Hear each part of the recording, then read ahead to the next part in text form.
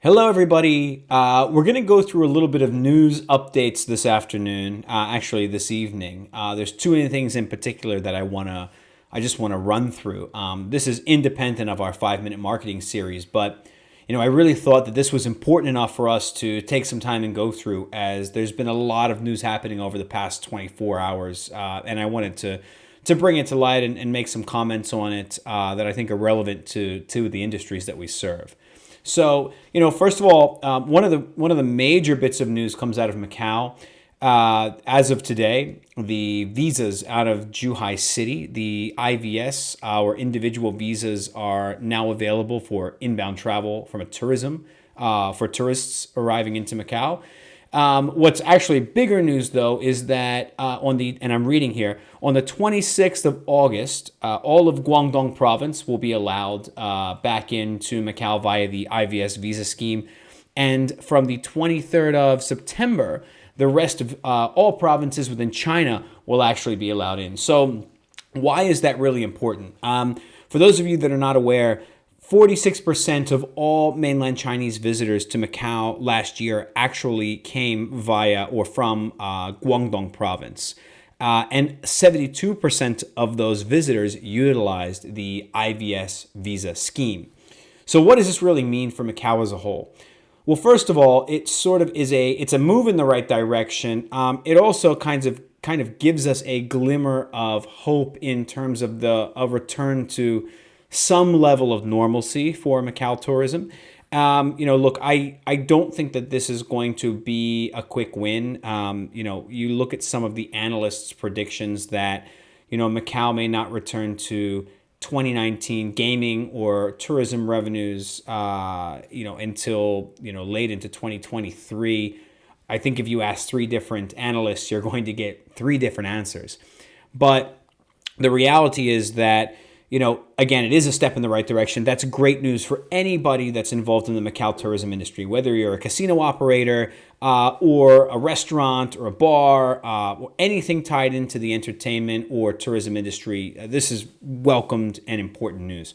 With that said, I think that any jurisdiction that is focused on tourism as a whole post-COVID-19, especially inbound international tourism, there's going to be this period of recuperation. So tourists are generally, I think, by human nature, there's a lot of people that are very excited to travel, but there's definitely going to be this level of fear in terms of, do I want to get on a plane? Do I want to cross a border? Do I want to be, in areas where there's a lot of other, where there are crowds of people, especially for tourism in particular. So, we're here physically. I'm here in Japan, and we work with tourism boards, or have been in discussion with tourism boards in places like Guam and Saipan, Hawaii, and America.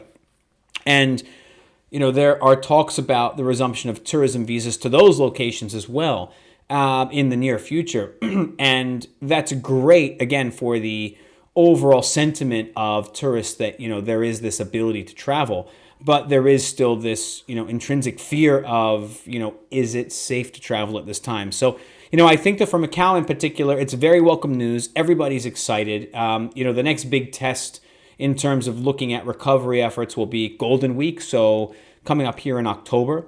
If you're in the Macau tourism scene, you're looking at an October Golden Week. So campaigns, advertising and marketing campaigns running in September. So really, now, August is the time to be sort of planning and developing what those campaigns will look like. So it's the right time to be thinking about it. But Golden Week is really going to be the test in terms of what sort of mass market tourism is Macau going to be welcoming. And again, we're referencing not only casino gaming, but also, all the ancillary tourism attractions as well that feed off of that inbound tourism. So exciting news. I think proceed with caution, but I think it's definitely worth reviewing and understanding that this major announcement has taken place, and it's to be seen what will happen as this moves forward.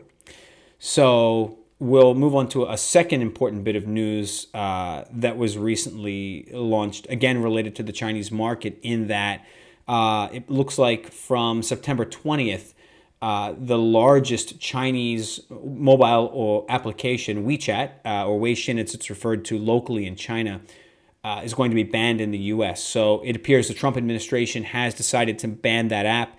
There are discussions around what that will look like and what the enforcement of that is going to look like moving forward. However, just as a whole, it does look like the American access to the app will be banned, as will, as a result, the use of American companies, the use by American companies of the WeChat app to communicate with their customers is also under question. I believe there's about 45 days where the law must now be sort of discussed in detail, and it must be explained in terms of how that law is going to be implemented and what the specifics are. So right now, I believe it's an executive order. So it's going to simply, we understand the basis. You can't use WeChat, but what does that mean and how is it going to be enforced is to be seen. This affects, not only the tourism industry, but so many industries that rely on that application to do business in China. I'm reading anecdotally stories about Costco, Walmart, Nike, and of course the gaming industry in particular, and the tourism industries that we work with, are going to be heavily impacted by this potential ban. So what will come out on the other side of this? For China in particular, it's to be seen. There's been discussion about banning of other apps. TikTok is another one that's on the list, potentially to be blocked. Although independent of WeChat, it's still a large and very important communication and branding app.